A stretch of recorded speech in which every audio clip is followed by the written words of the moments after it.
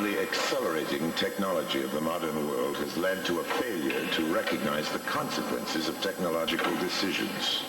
As a result, technology has developed its own ethic of expediency and efficiency. What can be done must be done in the most efficient way.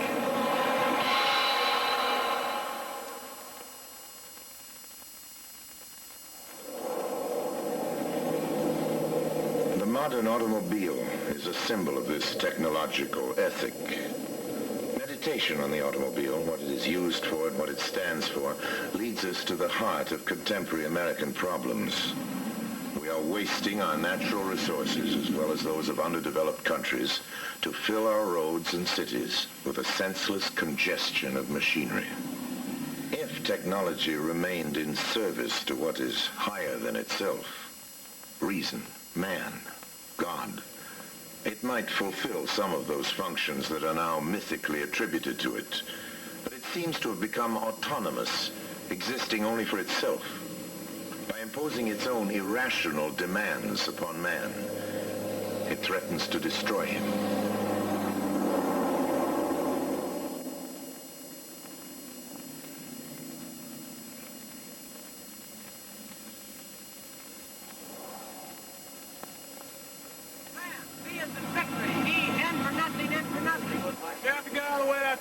Floodlight. 5, 4, 3, 2, 1, go! It's incredible that they try and put an observer in for the last 2 minutes. 25 seconds. This team, number 33, is starting first. Door course. 8 seconds. 5,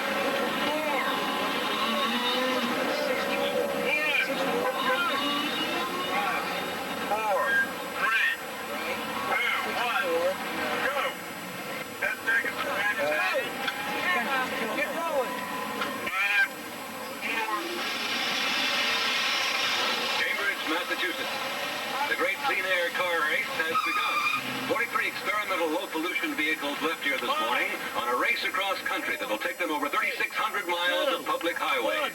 The race, sponsored by MIT here and Caltech in Pasadena. 32 universities have entered cars, which includes modified internal combustion engines, burning leaded and unleaded gas, propane and natural gas, diesel fuel and alcohol, along with electric and steam cars, electric hybrid cars, and turbines. Their first stop is Toronto. 2, 1, go! 8 seconds. 5, 4,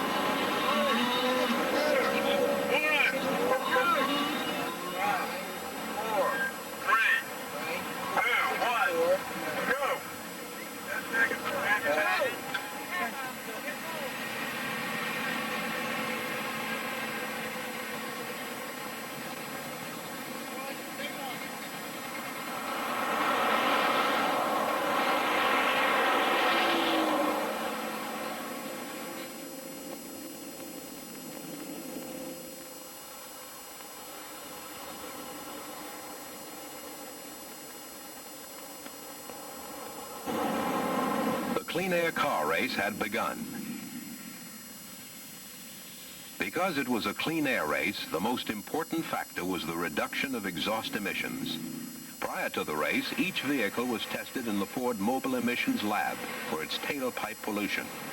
During cross-country travel, the vehicles will also be tested during a day-long stopover in Detroit, and again at the termination in Pasadena, to determine whether there was any degradation in the exhaust emission control systems.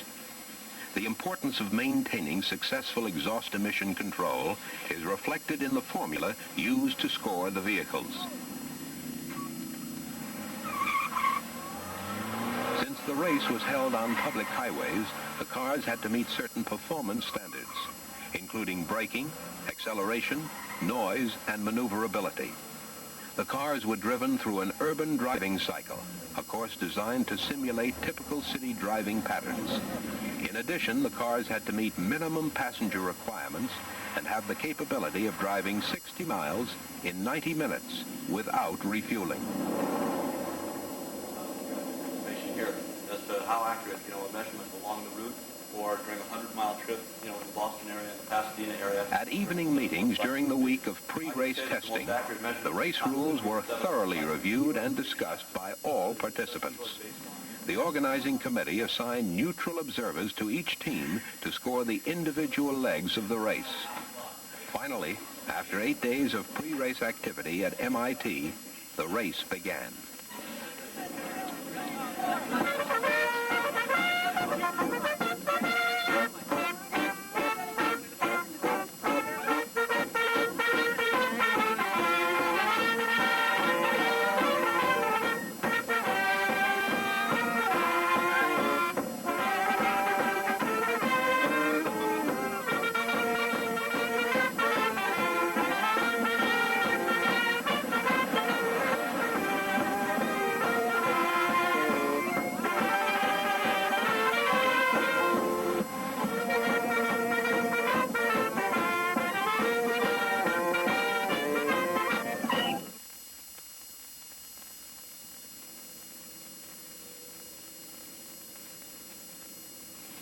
Detroit, home of the largest industry in America.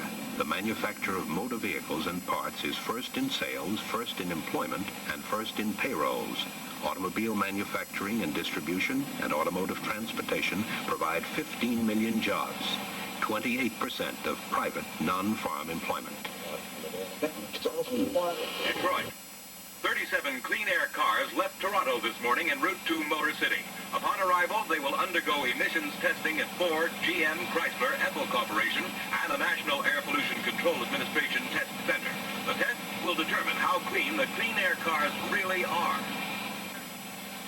Testing the cars and trying to approximate an urban driving pattern and measure the pollution that comes off or comes out of the exhaust in terms of grams of pollution per mile.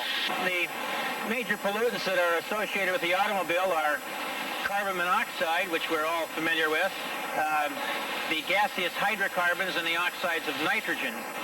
In addition to this, we're concerned about the particulate matter, especially the lead that's currently used in automotive fuels. The hydrocarbons and oxides of nitrogen are the two gaseous pollutants which undergo change in the atmosphere in the presence of sunlight and cause the pollution compounds, which are known as oxidants, which cause a typical burning of the eyes and the nose and so forth that we experience in the Los Angeles basin.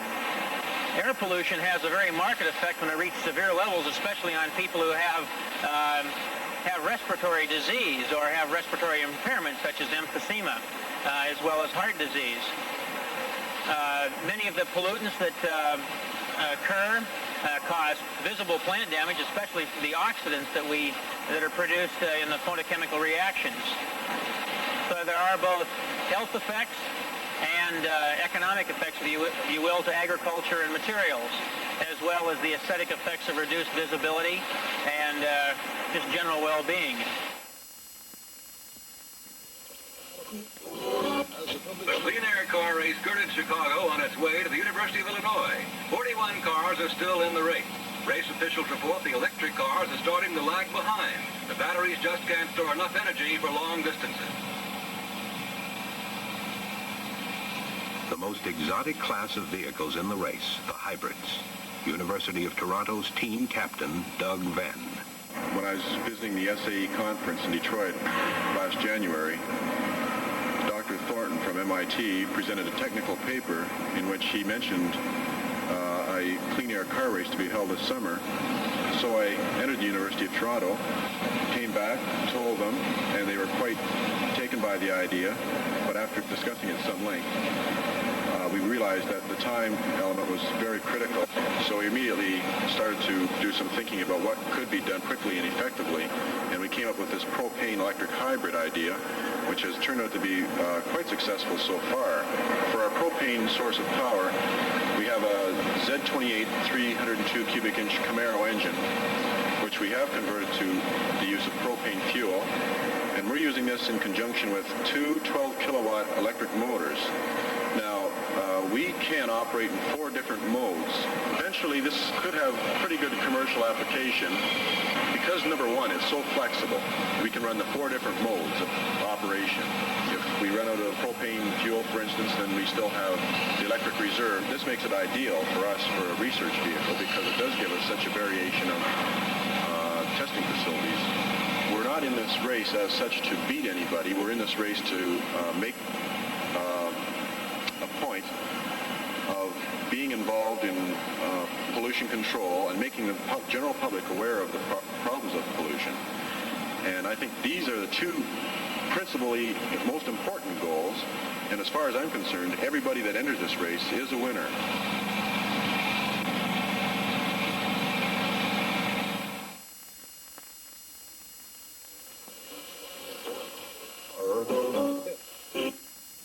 Champaign, Illinois. The Clean Air Car Race arrived at the Illini campus last night and left before dawn this morning on its way to Oklahoma City. The race is still accident-free, and according to race officials, there have been no major breakdowns except for electric cars.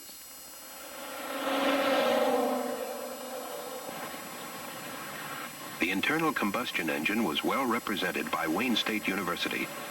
The team modified this standard Ford Capri by installing a V8 engine with various pollution control devices, including catalytic mufflers. I think it's a hell of a grind. We usually spend, 8 to 12 hours a day on the road.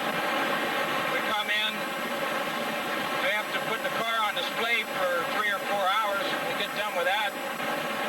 We have to go over and get our dorm room, go out and get something to eat, have a quick strategy meeting. We get to bed about 12 o'clock, then we have to get up at 4 or 5 the next morning. We thought we'd get a little more free time than this.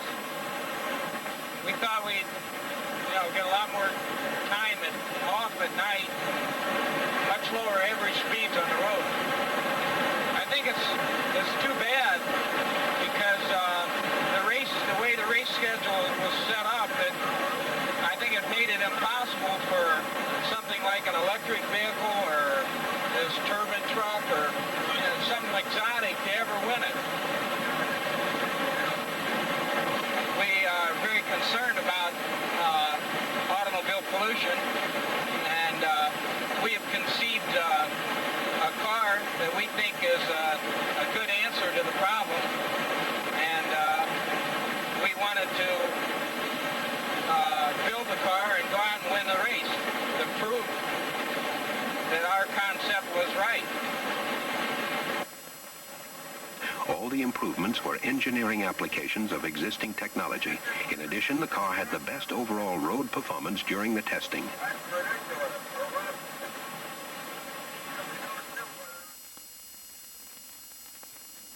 Oklahoma City. Big Western barbecue last night at the Cowboy Hall of Fame. The Clean Air Car Race stopped in town on its way to Pasadena, California last Sunday. The boys left early this morning for Odessa, Texas.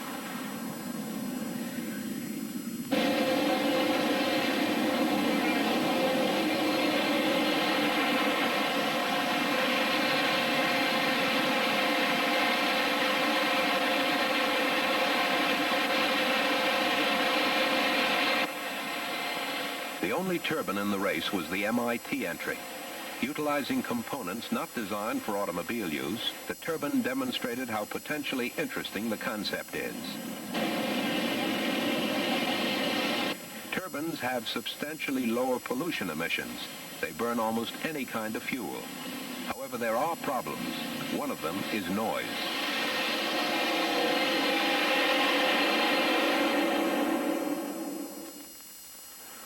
A real Texas welcome greeted the 1970 Clean Air Car Race last night here in Odessa. The world-famous Chuck Wagon Gang fed the weary racing drivers and officials. The students are now on their way to Tucson after spending the night here. Good morning, Race Information Center. Golf car batteries are not available at Oklahoma City plant. Sorry. Oh, 63 is signing out of the race. This is official. Good morning, Race Information. Hi, this is Dick Thornton. American Airlines has lost our motor. We're in Seminole, Texas. All right. What are you doing in Seminole, Texas? Flattening a lot. Number 70 has finally gotten out of Toronto, and is in Detroit today and is undergoing emissions testing at GM. We have a bit of a neck-and-neck race with the electric. As of 12:15 this afternoon, Cornell is in Lebanon, Missouri, just 2 charging stations ahead of Stevens. Georgia Tech is at Gary, Indiana, recharging at the moment. Well, the steam cars are out of the race. Toronto Hybrid is doing fine. The MIT Hybrid is being towed. Well, this is car number 64. Not going too well. It's being towed to Oklahoma City. Information. Yes, this is entry 66. We're at a gas station. In what We're city? still at the same place. In Clarence, New York? Yeah, this is what they're doing. They've arranged with the Westinghouse plant in Buffalo to get their engine rebuilt there. Okay, get some sleep. If they cheat like hell, what can we do? We're in Ann Arbor impound area, and we're still trying to get the car started. Ah, Cornell. Where are you? This is the information center, yes. Okay, now explain to me your situation again. Okay, well, our car has simply vanished into thin air. This is car number 64. It's the one being towed to Oklahoma City. Yeah, we just wore through a high-pressure hose in the power steering. Hi, this is car number 20. Was there a bomb at Harvard? A few cars have called in and complained about this butane, and apparently they cannot get up enough pressure to get propane to you there, so there's really nothing we can do about that. You just have to get along as best you can. Okay, this is Paul Fisher from Odessa, and right now we have leg 4 scores in the computer. This is car number 31. Okay. We're in Joplin, Missouri. Beautiful place. The dude took one look at me and wouldn't let me in his car. Okay, we were charging up the car, and the inductor collapsed. And when they turned it off, we blew this diode, which is supposed to withstand 10,000 amp surges. So it just destroyed it. They labored long on the car. They get it all back together. They put in a new diode. They plug it in and it goes, zap. We don't have any replacement observers. You know, I thought they were sending another car. there's a car coming out, but it's going straight on to Detroit. Oh, Listen, you can do a little bit of trusting and get some sleep. You're in Rantoul? yeah, Rantoul. What the hell are you doing in Rantoul? We drove straight through. Well, would you come home? I don't want to stay here all night. We just pulled into Toronto. We're in Detroit now. We're recharging in Kalamazoo. We're east of Battle Creek, Michigan. Hi, this is car 54 in Rantoul. Everything's fine. We're in Conway, Missouri. We're stopped at Lebanon, Missouri. We are in Carthage, Missouri. We're on the Will Rider Turnpike. Augusta, University of Arizona's entry in the clean air car race was the first of more than 33 anti-pollution vehicles across the state line into Tucson yesterday. The race resumes this morning and There are presently 90 million automobiles operating in the United States. They are producing smog in virtually every major urban area and are responsible for 2/3 of the carbon monoxide, half the hydrocarbon emissions, almost half the nitrogen oxide emissions, and the chief source of lead. In 1965, Congress amended the Clean Air Act to provide for federal control of emissions from new motor vehicles sold in the United States. The first standards set under these amendments applied to 1968 model vehicles. These standards required complete control of crankcase emissions and partial control of exhaust emissions. Beginning with 1970 models, the exhaust standards were tightened. At race time, standards being proposed by Congress would reduce presently allowable emissions by 90%. The automakers say we have learned much in the past few years about how to control emissions from vehicles. We expect to learn more in the next 2 or 3 years. However, unless the science and technology of emission control move ahead much faster than we believe possible, we will not be able to meet the standards prescribed by the bill. There's been quite a bit of controversy and discussion in the newspaper about the auto industry's participation in this race. Of course, this is what keeps us going, the fact that it's just like organized racing, whether it be drag racing or stock car racing. The boys to beat are the factory. Really, it doesn't make too much difference whether we come from a teaching school or we come from a engineering school. If one of us is able to perfect or develop or show the American public that there is a fast and safe way to reduce air pollution, really the silver or golden chalice that the winner gets at the end of the race means absolutely nothing. People have really accepted us for some value left Boston, people have been waving to us or giving us the peace symbol or thumbs up. And we really hope that those people who acknowledged us are acknowledging us the fact that they realize that air pollution is a problem.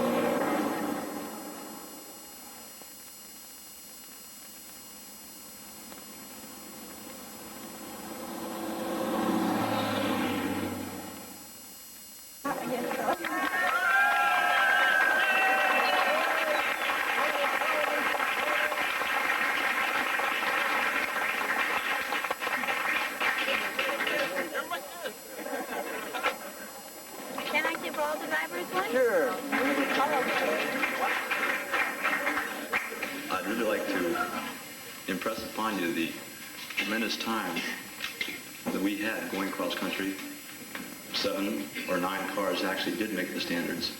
The students who participated and those who accomplished something and those who failed have demonstrated that the student community is perhaps capable of a worthwhile project, that perhaps the university can do something substantial if it takes the time and the effort to put together the people and the manpower and the time to do a project of this sort. And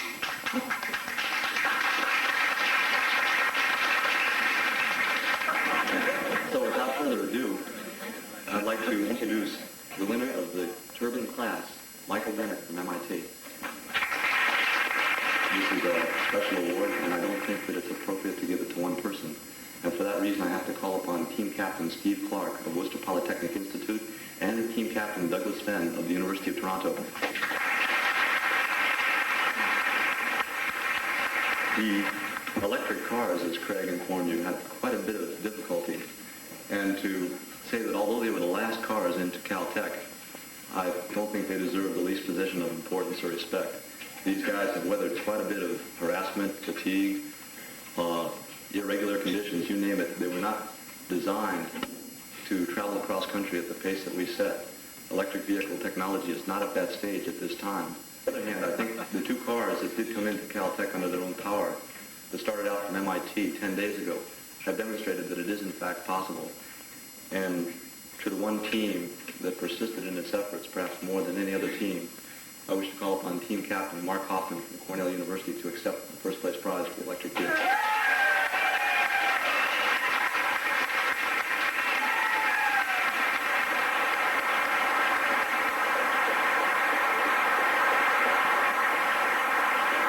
At this time, I would just like to call, first of all, the gaseous fuel class winner, Team Captain Edward Kaleskis from Worcester Polytechnic Institute.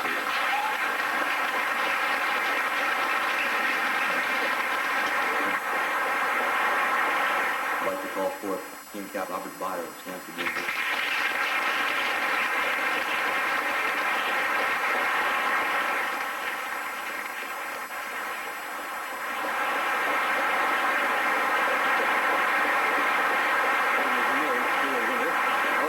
The panel feels that the best all-around effort was by Team 36 from Wayne State.